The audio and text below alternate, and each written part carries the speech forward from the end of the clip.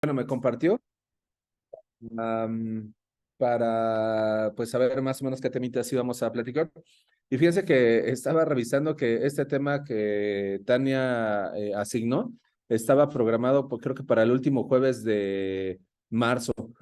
Entonces, como ven, pues estamos retrasados, ¿no? Pero bueno, ya después de eso, ya no tengo más temas en particular que me haya comentado Tania. Entonces, así que seguiré, pues, de acuerdo a mi organización, salvo si ustedes tienen algún tema en particular que quieren que quieran que platiquemos. Porque hay algunos otros lesiones que pues no hemos platicado, no sé, por ejemplo, ependimomas, meduloblastomas, etcétera, que pues vale la pena que los comentemos. Pero bueno, por lo pronto vamos a continuar con este tema sugerido por Tania. Y pues son gliomas difusos de bajo grado de tipo pediátrico. Y fíjense que esta clasificación o estos tumores son una novedad en la clasificación 2021, ¿no? Que como ven, pues ya la clasificación 2021 ya se está empezando a hacer vieja, ¿no? O sea, ya estamos en 2023, entonces la verdad es que ya se está empezando a hacer vieja. Ya está como que suena extraño de repente que uno diga que quiera hablar como datos de la clasificación, ya está un poquito vieja, ¿no? Que claro, hay que seguirlas hablando, hay que seguirlas platicando para estar contextualizados. Pero como comentarios introductorios, fíjense que hay aproximadamente 24 nuevos tipos de neoplasias en la clasificación 2021 y la mayor parte de esas neoplasias son de tipo pediátrico. Entonces, eso es un dato como muy importante. De tal forma que de estos gliomas difusos de bajo grado de tipo pediátrico son en realidad novedades. Entonces, son como nuevos tipos de neoplasias, ¿no? Y bueno, y cuando digo nuevos tipos de neoplasias son con nombres y características moleculares en particular, ¿no? Y bueno, con respecto a unos puntos clave generales, a manera introductoria de estas neoplasias, es que esto corresponden a nuevos tipos de neoplasias en la clasificación 2021, entonces son nuevos tipos de tumores, ¿no? Ustedes están creciendo con estas nuevas neoplasias, ¿no? Eh, Algo muy importante es que estas neoplasias, estos cuatro subtipos de los que vamos a platicar, no son exclusivos de la infancia. La OMS los pone aquí como de tipo pediátrico y de hecho seguramente ya leyeron, bueno, ya vieron en los libros de la OMS que también una novedad en estas quintas ediciones fue que hay un nuevo libro y el nuevo libro es de tumores pediátricos. Entonces, ese es como un nuevo libro de la OMS y en la parte de tumores pediátricos están los tumores del sistema nervioso central en pediatría, que es en realidad casi un copy-paste de lo que está en los de tipo de adulto, ¿no? Pero bueno, eso es como muy importante, pero algo muy, muy importante es que no son exclusivos de la infancia y no los podemos encontrar en qué pacientes, en adultos, pero adultos jóvenes, ¿no? O sea, 18, 20, hasta yo diría hasta los 30 años. Ahí yo esperaría este tipo de neoplasias fuera de esta edad pues ya sería una rareza. Los datos epidemiológicos de estas neoplasias, pues obviamente al ser nuevos tipos de neoplasias, pues los datos demográficos pues son muy limitados por dos circunstancias. Uno, porque son nuevas y la otra, porque son tumores raros, son de baja incidencia. En general, los tumores del sistema nervioso central son tumores de baja incidencia, en general, ¿no? Si los comparamos con los ginecológicos, por ejemplo, ¿no? Un dato pivote súper, súper importante es que estas neoplasias están asociadas a epilepsia de larga evolución y de difícil control. Y es por eso que inclusive los vemos en adultos, especialmente en este hospital. Por ejemplo, puede que veamos, que pensemos en un pequeñito o en una pequeñita que tenga epilepsia de larga evolución y la mantienen controlando a lo largo de su vida, ¿no? En su infancia. Pero obviamente llega a los 18 años, 20 años y la siguen tratando y llega un momento en que a lo mejor deciden operarlo o que inclusive deciden hacer una resonancia magnética y encuentran un tumor. Pequeño paréntesis, fíjense que en el abordaje clínico de las epilepsias hay epileptólogos, ¿no? Ustedes los deben de conocer mejor. pero su manejo es muy médico, muy clínico. Y en la experiencia que a mí me ha tocado tener, muchos inclusive no indican una resonancia magnética de inicio, sino que hacen sus criterios clínicos, electroencefalográficos, dan tratamiento y los mantienen en control. No se controla, después se hace la resonancia y en la resonancia de sorpresa hay un tumor, ¿no? Entonces, ese escenario no lo podemos encontrar y nosotros ver aquí operar en este hospital o ustedes en el 1 de octubre un adulto joven con estas características. Y algo también muy importante, un tip así molecular que se los paso al costo, así, yo creo que una frase que podría acuñar en este tema es, así como todos los caminos llevan a Roma, yo diría que para el caso de estos gliomas difusos de tipo pediátrico, todos los caminos llevan a la MAPSINASA. Es decir, las alteraciones que tienen, mutaciones en ciertos genes, como el factor de crecimiento fibroblástico o, por ejemplo, mutaciones del BRAF, todos ellos llevan activación de la MAPSINASA. Inclusive ustedes ya habrán recordado, o bueno, no lo hemos comentado todavía aquí en las clases con sus compañeros del 1 de octubre, pero por ejemplo en los astros pilocíticos sabemos que una huella molecular es el gen de fusión KIA 1549 BRAF, y el BRAF obviamente activa la vía de la MAPSINASA. Entonces, un tip molecular, entonces estas neoplasias en general están asociadas por uno u otro camino con la alteración de la MAPSINASA. Ese es un punto. Y el otro punto, afortunadamente, es que son de buen pronóstico, es decir, la mayor parte de estos pequeñitos sobrevive y digamos que lo único que les merma su calidad de vida son las crisis convulsivas. Y en muchos casos, si no se curan con respecto a las crisis convulsivas, por lo menos mejoran muchísimo. Entonces, eso es algo como importante. Y bueno, ¿cuáles son los gliomas difusos de bajo grado de tipo pediátricos? El primero es el glioma angiocéntrico un tip en el nombre, el nombre dice una característica descriptiva, ¿no? O sea, es astrocítico y es angiocéntrico, ¿no? Entonces, la angiocentricidad, ese es un dato morfológico muy importante. El otro es el astrocitoma difuso con alteraciones del MIP o del MIP-L1. Como su nombre lo dice, es un astrocitoma difuso. Hagan de cuenta que lo que vamos a ver microscópicamente es eso, un astrodifuso, como lo hemos conocido, como de bajo grado. Y estos hay que tener mucho cuidado en cuanto a la interpretación de ciertos resultados.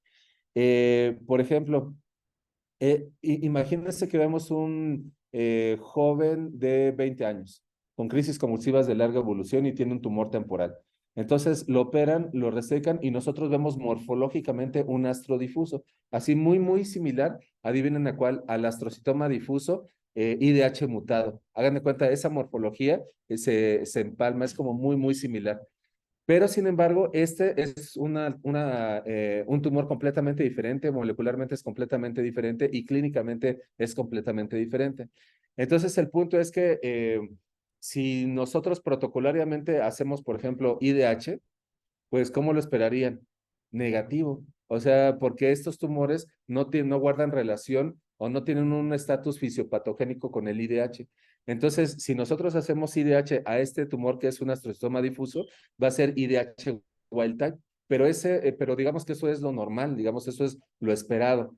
Pero se los comento porque es muy importante porque si nosotros hacemos ese reporte como parte de nuestro abordaje, hacemos nuestro reporte y decimos, no, pues IDH wild type, ¿no? Y sacamos el reporte. Lo que se ha permeado en neurocirugía y neurooncología es que IDH wild type es sinónimo de alto grado, ¿no? Entonces, el neurooncólogo, la neurooncóloga puede erróneamente interpretar que esto es de alto grado, ¿no? Entonces, eso es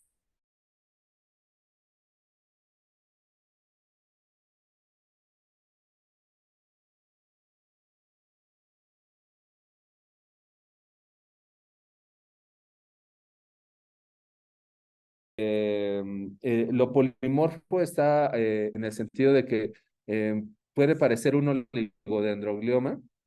Eh, Aquí digamos que hay que tener cuidado porque puede parecer un oligodendroglioma, tiene calcificaciones, tiene células oligoides y claro, el oligodendroglioma también puede presentarse como con crisis convulsivas. Pero bueno, esta es una nueva neoplasia, tumor neuroepitelial polimorfo de bajo grado de la juventud. Un tumor bien raro y que pues vamos a ver más adelante.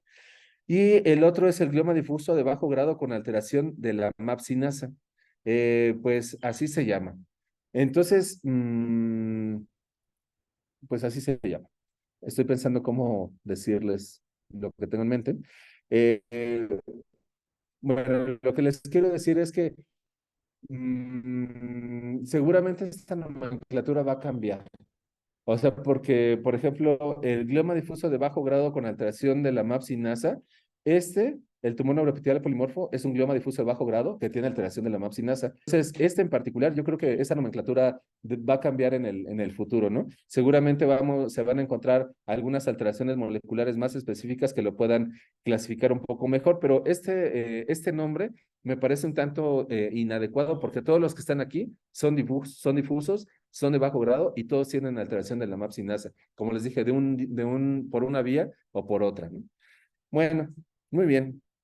Pues bueno, vamos a platicar de ellos. El primero es el glioma angiocéntrico. Entonces, recuerden, así como angiocentricidad, ¿no? Haciendo un poco el ejercicio, pensemos en algunos tumores que tengan angiocentricidad. Por ejemplo, viene a mi mente el astrocitoma pilomixoide. Una característica del astrocitoma pilomixoide es la angiocentricidad. Los ependimomas, inclusive las pseudorosetas, son estructuras angiocéntricas. Entonces hay que tenerlas en cuenta también esas características morfológicas, ¿no? Pero bueno, aquí hay angiocentricidad. Y miren, aquí les anoté la definición traducida de la OMS 2021. Es un glioma difuso compuesto principalmente por células bipolares, delgadas y citológicamente blandas, es decir, con citoplasma alargadito, ¿no? O sea que pueden parecer inclusive hasta un tanto piloides, que se disponen por lo menos de forma parcial en los espacios perivasculares. Entonces, recuerden, disposición perivascular. Casi todos los gliomas angiocéntricos tienen los genes de fusión MIB, QKI, y los restantes muestran alteraciones del MIB. Entonces, si quisiéramos hacer una pregunta, ¿cuál es la alteración molecular así característica del glioma angiocéntrico? Es la fusión MIB-QKI. Esa es como que la alteración molecular característica, ¿no? Característica. Y algunos otros pueden tener, vean, y los restantes muestran alteración del MIB, pero este MIB condiciona que alteraciones de la MAP sinasa. Y estas neoplasias son grado 1. Y recordemos, mi concepto de grado 1 recordemos, es una lesión que se quita ad integrum y el paciente queda curado. Eso es así, mi concepto de grado 1. Ahorita estamos en un momento de revoltura histológica clínica, pero ese es mi concepto. Pero bueno, en general estos pacientes, estos tumores no regresan y se curan con la resección. Entonces, palabras claves, angiocéntricos y genes de fusión MIB-QKI para el glioma angiocéntrico. ¿En dónde se localizan? En la corteza cerebral y la sustancia blanca subcortical, particularmente frontal y temporal. Y otros sitios muy raros, el tallo cerebral. Y aquí representaría un reto diagnóstico, porque imagínense si estamos con un pequeñito, un adolescente o un niño que tenga un tumor en el tallo. Recordemos que un tumor en el tallo es un glioma difuso de la línea media H3K27 alterado hasta no demostrar lo contrario, ¿no? Y más en un pequeñito. Y la epidemiología, les digo que aquí los datos son muy escuetos, pero aquí esto lo cita la OMS, se afecta a niños y adultos jóvenes en un intervalo de 2 a 79 años. Vean el intervalo, como en la mayor parte de los tumores cerebrales es muy alto, pero tienen algunos picos de incidencia y en este caso la edad media de presentación es en los 13 años. Entonces, esto hay que tomarlo muy en cuenta y vuelvo como al punto, ¿no? Imagínense, vean el intervalo de 2 a 79 años. Imagínense que nos enfrentamos a un adulto de 65 años con crisis convulsiva y tiene este patrón histológico. Nosotros lo abordamos como un adulto, le hacemos IDH, sale wild type y entonces decimos, ching, capaz que es de alto grado y no, en realidad no es un tumor de bajo grado, ¿no? Entonces, tenemos que eh, conocer muy bien radiológicas. Son generalmente lesiones bien circunscritas, recordé, de términos generales, son bien circunscritas. No refuerzan al contraste, son hiperintensas en T2 y FLAIR, como se observa aquí en este corte axial del encéfalo, en donde podemos ver esta neoplasia. Noten cómo tiene un predominio subcortical en la sustancia blanca subcortical y con afección parcial de la sustancia gris cortical, y noten que es hiperintensa en T2. En este caso, los límites no se ven precisos, pero podremos decir que en general es bien circunscrito, no es una neoplasia expansiva que afecte múltiples circunvoluciones, ¿no? Y un tip radiológico y macroscópico, pero sobre todo radiológico, es que tiene una extensión en dirección hacia los ventrículos. Hagan de cuenta, como que esta neoplasia, tiene, por lo que se ha informado, es como si tuviera un vértice que se dirige hacia los ventrículos. Y eso tiene una razón de ser en cuanto a su hipótesis de origen. Entonces, como que tiene un vértice, ¿no? Entonces, así con esta imaginación, chequen así como que esto fuera una base y aquí tiene este vértice en dirección hacia los ventrículos. Guarden ese tip radiológico, ¿no? Porque eso está en asociación con la célula de origen. Entonces son hiperintensas en T2, eso nos ayuda en el diagnóstico. Y bueno, dentro de la patogenia, el factor de transcripción es el MIB, se asocia, se fusiona con su compañero, que su compañero es QKI, entonces forman este gen de fusión MIB-QKI. Este MIB se localiza en el cromosoma 6, en el brazo largo del cromosoma 6. Y algo característico es que no tienen alguna otra alteración que le condicione un estatus oncogénico. Entonces, esta alteración, este gen de fusión es muy, muy particular. Es decir, por decirlo de alguna manera, esta neoplasia es un tanto estable, no es como no tiene una gran cantidad de alteraciones moleculares. Pero recordemos, fusión MIB, QKI, eso es característico de este glioma angiocéntrico. Y les platicaba que carecen de estas otras alteraciones, TP53, ATRX, mutaciones del IDH1, IDH2 y la histona 3, o sea, es una neoplasia molecularmente completamente diferente. Pero recuerden, hay que estar muy, muy buzos caperuzos en los casos de adultos, ¿no? O sea, si nos toca algún adulto, porque lo marcamos con este perfil y lo puede que lo interpretemos mal. Y bueno, como ven, estoy haciendo mucha énfasis en esta alteración molecular porque es la huella molecular, ¿no? Entonces, ¿cuál es la huella molecular del glioma angocéntrico? La fusión MIB-QKI.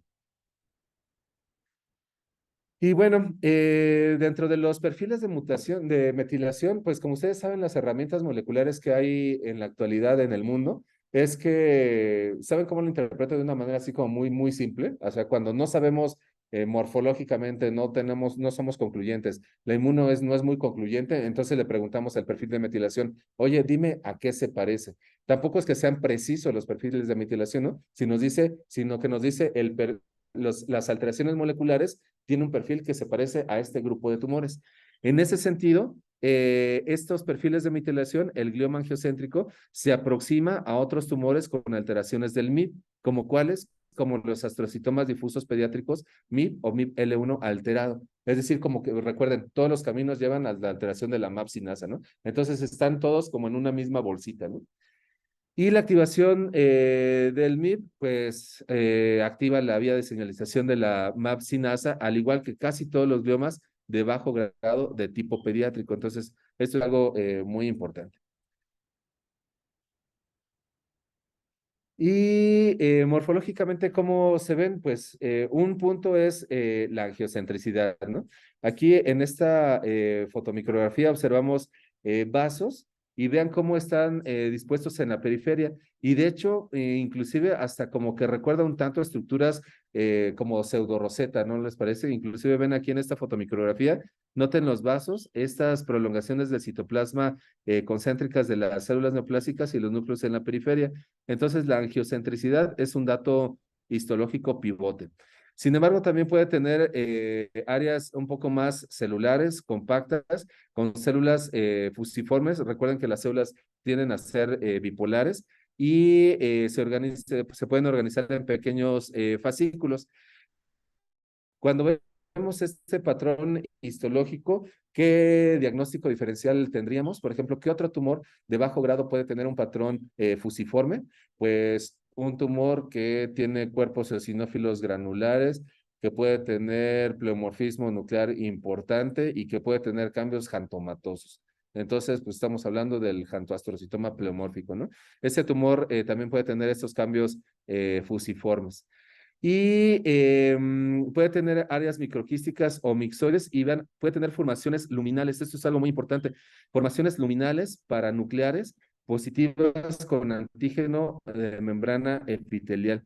Entonces, este tumor tiene algo muy característico que con inmunohistoquímica, el EMA es positivo en punto citoplasmático. ¿Y a qué le suena eso? ¿A qué le suena ese punto citoplasmático? ¿Se acuerdan? ¿A cuál, David? Al ependimoma, David, exactamente, Cristóbal, al ependimoma, exactamente, al ependimoma. Y ahora recordemos esa inmunomarcación en punto citoplasmático, en realidad, ¿qué representa? ¿Se acuerdan? ¿Se acuerdan que los ependimomas, sí, David?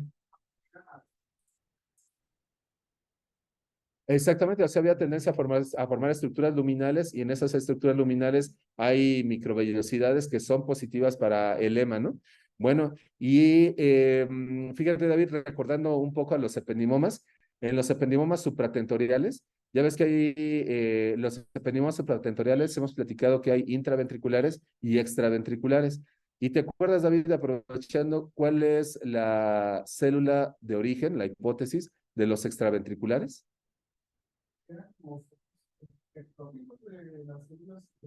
No, fíjate que aquí es una célula muy particular que es la glía radial, exactamente, así es. La glía radial se cree que es el origen de los ependiomas extraventriculares. Y bueno, aquí toma importancia, David, porque justamente la célula de origen que se propone para esta neoplasia es también la glía radial. Y en ese sentido nos hace entender esa inmunomarcación en punto citoplasmático. Entonces, hay cierta conexión con esta neoplasia, ¿no? Solamente que a diferencia de el ependimoma no tiene alteraciones de la mapsinasa, ¿no? Entonces, eso quiere decir que hay un evento molecular posterior que la hace la diferencia, ¿no? Y bueno, miren, chequen esta neoplasia. Se ve eh, se observa un corte histológico teñido con hematoxilina eosina de una neoplasia de estirpe glial. ¿Por qué podemos decir que es de estirpe glial? Porque tiene fondo fibrilar, ¿no? Y si evaluamos la celularidad por lo menos es moderada, ¿no les parece? O sea, si la dividimos como leve, moderada e hipercelular, pues yo diría que es moderada, ¿no? Tiene moderado fondo fibrilar y ahora vean los núcleos. Los núcleos, bueno, el tamaño de las células, son células pequeñas a medianas. Ahora vemos el citoplasma. El citoplasma lo identificamos y pues la respuesta es no, porque el citoplasma en realidad se pierde con el fondo fibrilar, ¿no? Se mezcla con el fondo fibrilar. Entonces nos guiamos por los núcleos y vemos los núcleos, vean, son núcleos redondos de cromatina predominantemente abierta y vean que son monótonos, ¿no? Es decir, son muy similares unos con respecto a los otros. Astrodifuso, ¿no?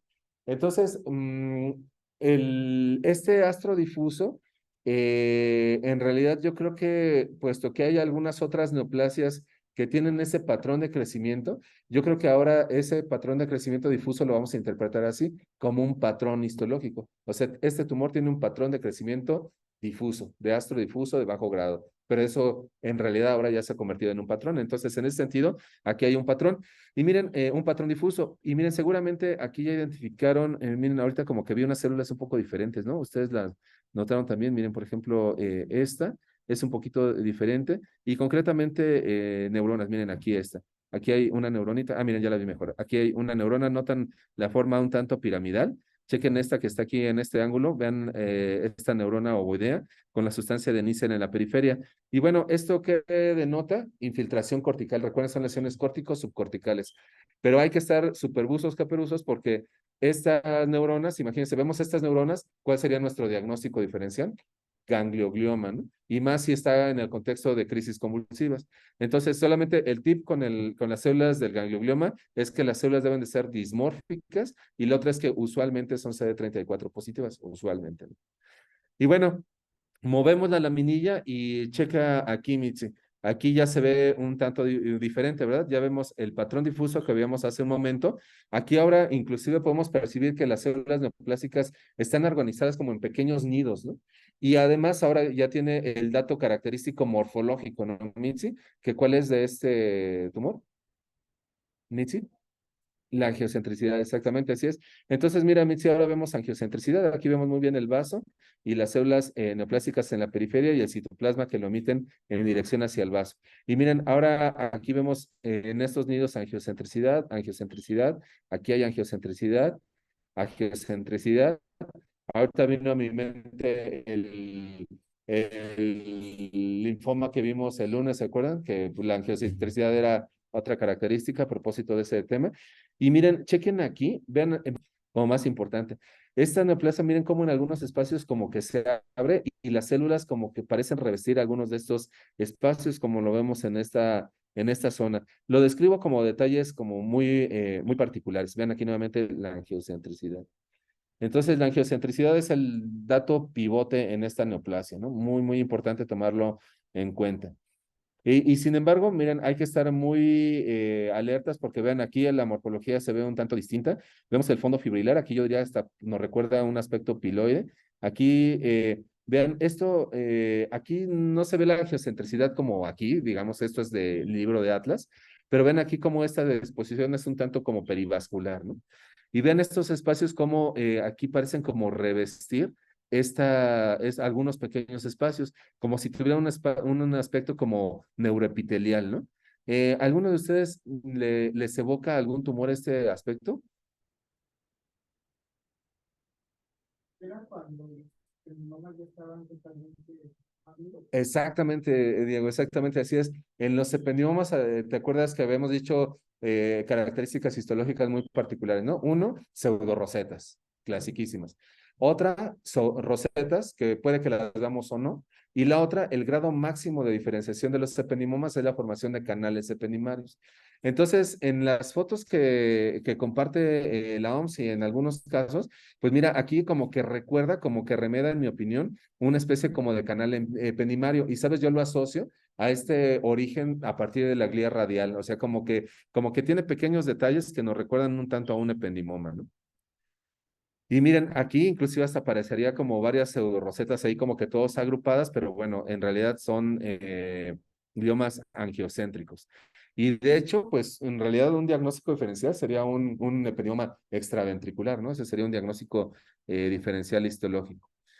Y desde el punto de vista inmunohistoquímico, ¿qué podemos ver? Pues bueno, esta neoplasia es naturalmente positiva para proteína ácida glial fibrilar y la otra es que tiene, tienen pérdida de inmunomarcación para OLIC2. Entonces, pequeño paréntesis. Em, en este grupo de neoplasias, les sugiero que hagan así como que una especie de como de cuadrito para que jueguen con proteína ácida glial fibrilar y OLIC2. Eso es algo como muy importante. Em, Porque, por ejemplo, la proteína ácida glial fibrilar aquí es positiva y el OLIC2 es negativo. Estoy seguro que ustedes ya vieron aquí estos núcleos que son positivos, pero recuerden que la neoplasia infiltra la corteza, ¿no? Entonces, si infiltra la corteza, pueden que se encuentren astros residuales que conserven la expresión del OLIC2 y las células neoplásicas no expresan el OLIC2. Entonces, hay que aprender a jugar con proteína ácida glial fibrilar, OLIC2. Hay que jugar con eso, ¿no? Entonces, en este caso, el glioma angiocéntrico es proteína ácida glial fibrilar positivo y OLIC2 negativo. Entonces, ese es un punto. El otro punto es que recuerden, si ustedes marcan con neurofilamentos, puede que la vean positiva, pero no las células propiamente dichas, sino que recuerden, son los neurofilamentos residuales de la corteza invadida o inclusive parte de la sustancia blanca. Y esto es importante tenerlo en mente porque recuerden, un diagnóstico diferencial es un ganglioglioma ante la infiltración cortical. Pero el dato característico inmunohistoquímico es el punto citoplasmático. Entonces, ese es un dato característico. Entonces, ¿yo en qué me ayudaría? Me ayudaría, pues, si es para abordar estos tumores, ¿no? Ver que se trate de un niño o un joven de epilepsia de larga evolución, de difícil control, Y lo operan, lo vemos difuso, veo angiocentricidad, no pseudoroseta, ¿no? Sino angiocentricidad, y es punto citoplasmático, pues eso para mí, eso ya es un glioma angiocéntrico. Y bueno, tiene otra característica importante que creo que no la comenté, déjenme ver. Aquí esta. Esta otra característica es que estas células tienden a tener disposición perpendicular u horizontal empalizada con respecto a la pía madre. Ese es otro dato histológico. Hagan de cuenta que, imagínense que el techo es como la pía madre, ¿no? Y aquí todo esto corresponde a las células neoplásicas o que nosotros somos células neoplásicas, hagan de cuenta. Imagínense, yo me las imagino esas células neoplásicas como que si se agarraran, como que sus prolongaciones de citoplasma se agarraran de la pía madre y estuvieran ahí colgando. Y ese es un dato morfológico distintivo para esta neoplasia, además de la angiocentricidad. Entonces, volviendo a esta inmunohistoquímica, pues el Ki-67 es bajo, ¿no? Entonces, recuerden, una bandera roja histológica sería un Ki-67 de 10, de 15, ahí sí aguas, ¿no? Eso no suele pasar, aunque hay gliomas angiocéntricos de alto grado descritos en la literatura, que no está considerado en la OMS, pero eso se ha descrito. Entonces, el punto es la angiocentricidad, y este es un caso que a mí me tocó vivir. Noten el corte histológico, espero perciban la angiocentricidad. Aquí está el vaso, y noten cómo las células están dispuestas en la periferia y el citoplasma emite las prolongaciones del citoplasma hacia la luz. En este caso, fueron naturalmente positivas para proteína ácida glial fibrilar, o inclusive como, noten cómo hasta parece como si se desprendieran del vaso, ¿no? Y este es un caso que me compartieron de Mérida, Yucatán, una amiga y colega de allá, la doctora Diana Williams. Y miren, chequen aquí en este recuadro, en esta fotomicrografía, ¿alguno de ustedes de casualidad reconoce esta característica histológica de las que acabamos de hablar aquí? Exactamente, así es, exactamente. Miren, aquí se ve, esto corresponde a la pía madre. Aquí hay pía madre, como ven, inclusive hay extensión de las células neoplásicas, en este caso al espacio subaracnoideo. Y al acercarnos, aquí en la pía madre, noten cómo están adosadas estas células. El citoplasma se elonga y se fija a la pía madre. Mm, de hecho, esto me hace recordar otra barrera del encéfalo. ¿Se acuerdan? Digo, la barrera súper famosísima es la barrera hematoencefálica, ¿no? Y vemos las proyecciones de las células hacia los vasos. Pero hay otra barrera que es la barrera pía madre glial. Hagan de cuenta que esto es como una especie de barrera pía madre glial, pero neoplásica, ¿no? Entonces, estos se me figuran así, les digo, como si estuvieran ahí colgando. ¿Saben ahorita qué se me ocurrió? Así, yo nunca lo he dicho, ahorita se me acaba de ocurrir. Esto me recuerda como el signo del murciélago, ¿no? ¿No les recuerda así como un murciélago que están así colgando? Así, bueno, se me acaba de ocurrir ahorita, ¿eh? Bueno, pues esto lo voy a llamar el signo del murciélago, ¿no? Muy bien. Y bueno, y ya con eso encontramos, vemos angiocentricidad, vemos el signo del murciélago, ahí marcamos con EMA, y ¿qué observamos aquí? Chequen esto. Este es el punto citoplasmática, ¿no? Entonces, checa aquí, Adrián, esta inmunomarcación es muy, muy característica. Vamos a ver inmuno a lo largo de tu rotación, y ve aquí este punto citoplasmático. Roberto ya tuvo oportunidad de ver algunos casos en el contexto de los ependimomas, pero esta es una marcación en histopatología clásica, sí, marca en puntitito. Pequeño paréntesis, la inmunohistoquímica, la inmunoreacción es en realidad muy fácil, o marca en el núcleo, o marca en el citoplasma, o marca en la membrana, porque pues son anticuerpos dirigidos contra antígenos en particular, ¿no? Aquí en este caso, el anticuerpo va dirigido a esas formaciones un tanto luminales, y este es en punto citoplasmático. Y esto nos ayuda para el diagnóstico. Entonces, bueno, pues ese fue el glioma angiocéntrico. Sí.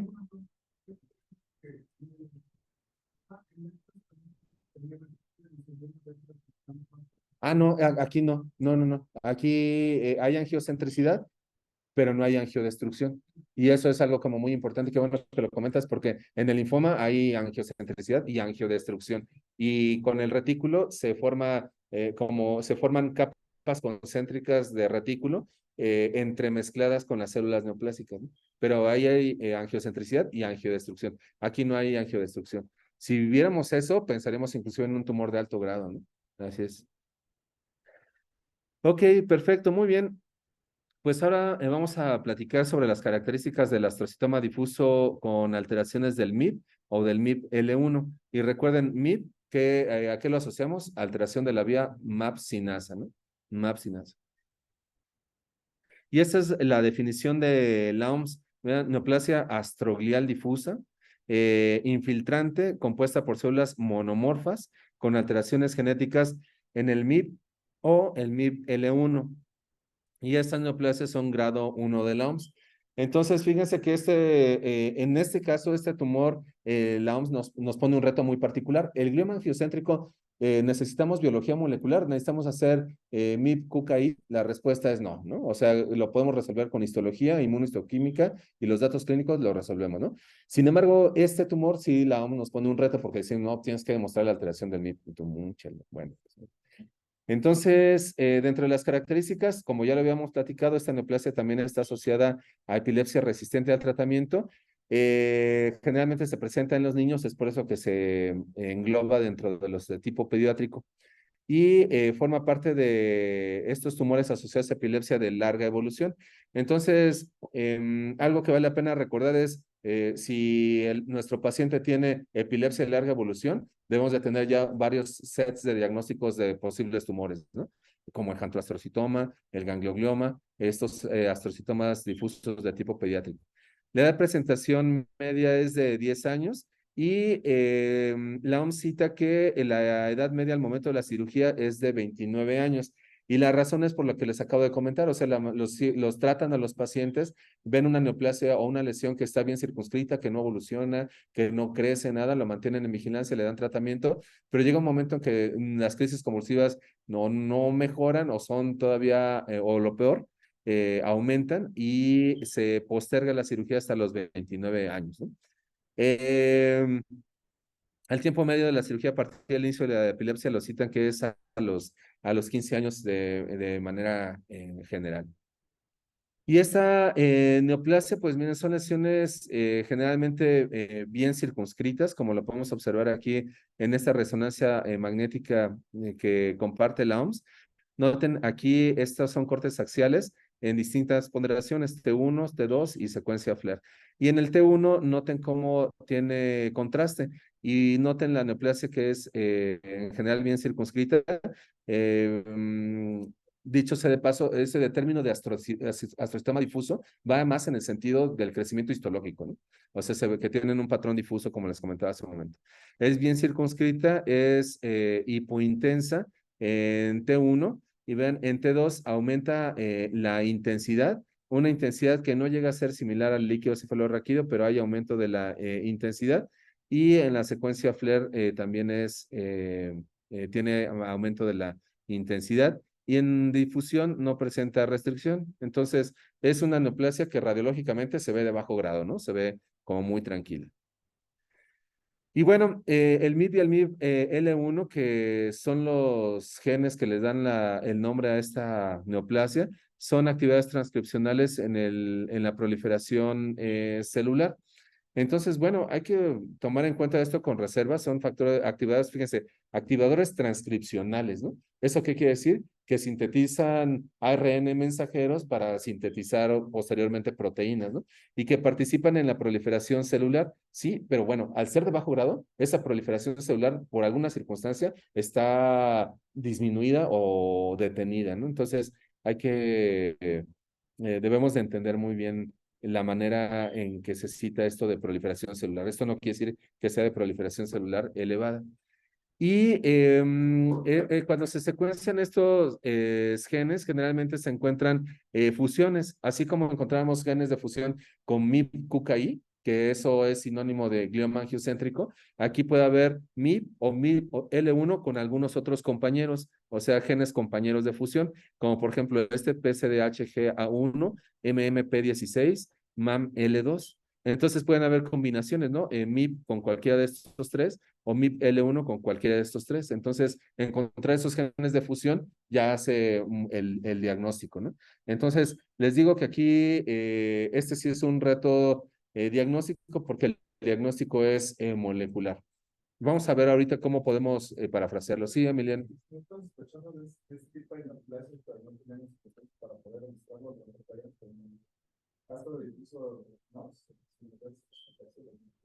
Sí, exactamente, de bajo grado, pero ahí sí una nota complementaria es obligada, Emiliano. O sea, porque imagínate, tú ya lo entendiste muy bien, ¿no? Así, astrocitoma difuso NOS, ¿no? Listo.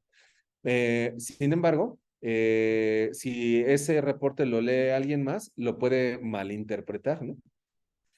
Entonces, para que no se malinterprete, lo pones en la nota que tiene un patrón histológico de crecimiento difuso, monótono, que se ve histológicamente de grado bajo, que hiciste algunas otras inmunos que no te permitieron demostrar que sea una neoplasia de alto grado y que ante el cuadro clínico, la crisis epiléptica y las crisis convulsivas de la evolución, pues el astrodifuso con alteraciones del MIB es una posibilidad.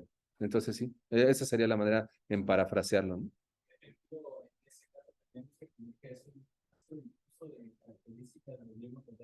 Exactamente, ese es, exacto. Okay, es que si le pongo astro difuso NOS, puede empezar un astro difuso de adulto. Exacto, sí, sí, sí. No, en el reporte histopatológico integrado, ahí le pones que está en etapa pediátrica, que tiene un perfil de tipo pediátrico. Exacto, sí. Y bueno, y miren, yo creo que este tumor, miren, chequen las fotomicrografías y vean en realidad cómo se ven, ¿no? O sea, hagamos como que un ejercicio, vean esas fotos y en qué pensamos, ¿no? O sea, un astro difuso, ¿no? Inclusive en la fotomicrografía de abajo, como pueden ver, la celularidad es escasa, ¿no? El fondo fibrilar es muy extenso y las células son monótonas. Inclusive, hasta costaría trabajo identificar como un astro. O sea, uno diría, no, pues esto parece como sustancia blanca normal, ¿no? Aquí aumenta un poquito la celularidad y aquí la densidad celular es un poco más importante, ¿no? Entonces, si vemos esto en un pequeñito que con crisis convulsivas de 11 años, pues bueno, lo podríamos pensar, ¿no? Y proponer como ustedes lo hicieron ahorita, ¿no? Sin embargo, imagínense que, como ya les dije, estos tumores, aunque la mayor incidencia es en pediatría, no son exclusivos de la etapa pediátrica. Entonces, imagínense que tenemos ahora un paciente de 25 años con esta neoplasia y la vemos morfológicamente así. Entonces, lo empezamos a abordar como si fuera un adulto, bueno, como lo que es un adulto, y le hacemos el IDH y el IDH es wild type. Entonces, pensamos, no, pues esto es IDH wild type. Entonces, puede que se piense que es de alto grado, ¿no? Pero pues no es así, ¿no? Entonces, resumiendo todo lo que se encuentra aquí, de manera práctica, ¿qué parece? Un astro difuso, así muy similar al IDH mutado, grado 2, así, eso parece, un astro difuso. Entonces, y miren, chequen esto, se informa que puede tener una angiocentricidad tenue y esto asociado a la alteración del MIB. Es decir, recuerden, todos tienen como que en un mismo grupo molecular tienen estas mismas características que pueden compartir, pero en general son así, de crecimiento difuso y obviamente no tienen características de alto grado. Y miren, en algunas otras zonas, recuerden que estas neoplasias pueden infiltrar la corteza. Entonces, cuando infiltran la corteza, podemos encontrar obviamente neuronas residuales. Y en esta fotomicrografía, como ven, hay algunos espacios microquísticos, ¿no? Y miren, chequen la fotomicrografía de en medio. Vean, es una neoplasia de celularidad baja. El fondo fibrilar aquí se ve tenue. Una red capilar muy fina que nos recuerda un tanto la red de gallinero, pero miren, yo si veo esto, mi primera apuesta es un tumor neuroepitelial disembриoplásico, por ejemplo. Así como que yo diga, no, pues tal vez es un tumor neuroepitelial disembриoplásico y que recordemos, esa neoplasia también forma parte de las neoplasias asociadas a epilepsia de larga evolución. Entonces, hay que recordar que infiltran a la corteza también. Y con respecto a la inmunohistoquímica, fíjense, chequen, dijimos que vamos a jugar aquí proteína ácida glial fibrilar o LIG2, ¿no? Entonces, vean, son positivos para proteína ácida glial fibrilar y es OLIG2 negativo. Aquí es el punto, OLIG2 negativo. Pero fíjense, ¿Sería un diagnóstico diferencial sería con el glioma angiocéntrico? La respuesta yo diría como que no, porque la angiocentricidad, eso jala mucho el diagnóstico, ¿no? Pero ¿cuál sería nuestro diagnóstico diferencial? Un astrocitoma difuso IDH mutado. Recuerden, imagínense que estamos con un paciente de 25 años, ¿no? Entonces le resecan este tumor y vemos un astro difuso y nosotros decimos, pues esto es un astro difuso. Y le hacemos el abordaje inmunohistoquímico, ¿no? IDH, P53, ATRX, OLIG2, proteína ácida glial fibrilar, etcétera, ¿no? Y de repente lo vemos, y recuerden el escenario, 25 años, ¿no? Y le hacemos la inmuno y es positivo para proteína ácida glial fibrilar. Pues es lo esperado. Pero le hacemos el OLIG2 y sorpresa, es negativo. A diferencia del astro difuso IDH mutado, que es OLIG2 positivo. Entonces, aquí hay que jugar OLIG2, proteína ácida glial fibrilar. Es por eso que el OLIG2 es así como que súper indispensable. Y el año pasado que llegué aquí cuando trabajé con la generación de David, no teníamos OLIG2 y ahorita ya tenemos OLIG2. Entonces, estamos mejorando. Entonces recuerden, es OLIG2 negativo. Entonces ya tenemos dos tumores OLIG2 negativos, ¿no? O sea, con morfología glial, pero OLIG2 negativos. El glioma angiocéntrico y este astrocitoma difuso MIB alterado. SD34 negativo, y esto es importante porque si vemos infiltración cortical, pues un diagnóstico diferencial otra vez sería un ganglioglioma. Son IDH negativos, pero insisto, esto no denota, esto no quiere decir que ay, a lo mejor tiene un perfil molecular de glioblastoma. No, no, o sea, no, nada que ver. El ATRX se encuentra retenido, que este es otro tip para diferenciarlo del astrocitoma difuso IDH mutado, que recordemos el IDH mutado generalmente tiene mutación del ATRX con pérdida de expresión del ATRX. Entonces, eso es algo importante. SOX10 negativo, neurofilamentos positivos y MAP2 positivo, pero en las neuronas residuales, ¿no? Entonces, recuerden que un reto de estas neoplasias es que infiltran a la corteza y hay que discernir esas neuronas de neoplásicas y no neoplásicas. Entonces, el OLIG2 es negativo, el SOX10 es negativo también, que este nos ayudaría también para complementar el diagnóstico y los marcadores neuronales son positivos en las neuronas residuales. Eh, Muy bien. Bueno, pues miren, vamos a hacer una pausita aquí, si les parece bien, para no cortar el siguiente tumorcito. Estamos a 4 minutos de terminar nuestros 50 minutitos y pues vamos a dejar estos 4 minutos por si tienen algún comentario allá atrás en el 1 de octubre o ustedes aquí presentes. ¿Quieren comentar algo en particular? Bueno, pues vamos así como que por partes, ¿no? Entonces, resumiendo los dos tumores que acabamos de decir, ¿cuál platicamos? El glioma angiocéntrico. En su nombre lleva la penitencia, ¿no? Entonces, debe tener angiocentricidad.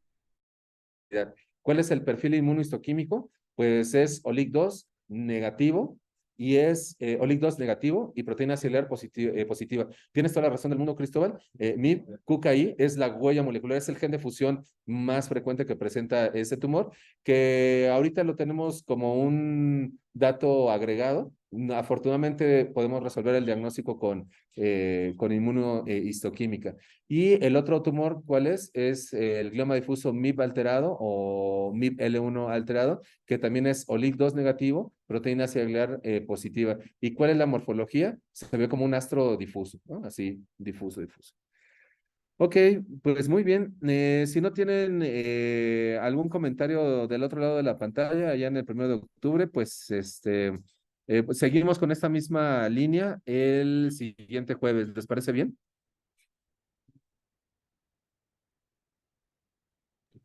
Hola doctor, buenos días. Buenos días. Yo solo tengo una pregunta respecto al glioma angiocéntrico. La morfología del núcleo se ve como, o sea, sí son redondos, monótonos, pero tienen un centro bastante pálido. ¿Esos son Sí, nucleolos o tienen alguna característica así diferente? no, fíjate que ese aspecto pálido, su compañero pregunta sobre este astro, el MIB alterado, ¿verdad? Eso entendí. Sí.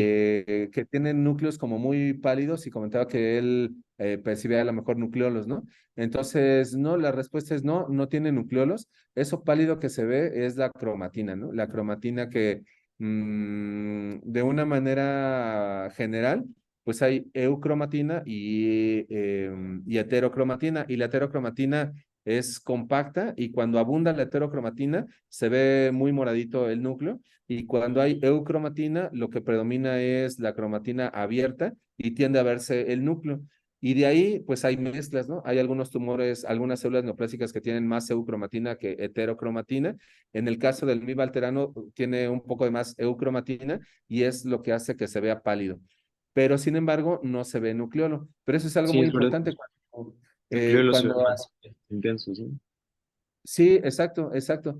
Pero fíjate que cuando el nucleolo es evidente, generalmente las células tienen una actividad transcripcional muy alta y predomina la eucromatina y el nucleolo pues se hace muy evidente que como recordamos tiene secuencias de ARN en ese segmento, ¿no? Pero no, en este caso no hay nucleolo. Eso sí es una característica que no tiene nucleolo. Y respecto a la inmunistoquímica de ese tumor que mencionó el patrón en punto anillo paranuclear, creo que nos puede especificar un poquito más cómo se ve. Sí, el patrón de expresión se llama en punto citoplasmático y lo mencionamos en el glioma angiocéntrico. Y ese punto citoplasmático es distintivo de de la tendencia a formar estructuras luminales dentro del citoplasma desde el punto de vista de la ultraestructura. Algo que comentábamos con respecto a este punto citoplasmático es que se encuentra en asociación con las células de la glía radial. Y la glía radial también se ha asociado como célula de origen en los ependimomas extraventriculares, que también presentan esta inmunomarcación en punto citoplasmático. Entonces, el punto citoplasmático es eso, así un puntito en el citoplasma, color café marrón, y representa la tendencia a formar estructuras luminales dentro del citoplasma. Pero fíjate que ahorita que lo preguntas, eso es como muy interesante porque habrá que buscar si alguien ya hizo alguna microscopía electrónica de estas neoplasias y realmente ese punto citoplasmático corresponde a formación de luminales. Pero bueno, ese es el marco teórico, pero vamos a buscar algunos artículos a ver si alguien ya hizo microscopía electrónica de esta neoplasia. Muchas gracias, doctor. Al contrario, pues bueno, pues muchas gracias. Continuamos el siguiente jueves con estos difusos de tipo pediátrico y después seguiremos con los de alto grado de tipo pediátrico. Ay, que por cierto, Tania, tengo pendientes unas fotos que promis ya las voy a tomar. Gracias, Metro. Gracias, Tania. Muy bien, que tengan buen día. Hasta luego. Hasta luego, buen día.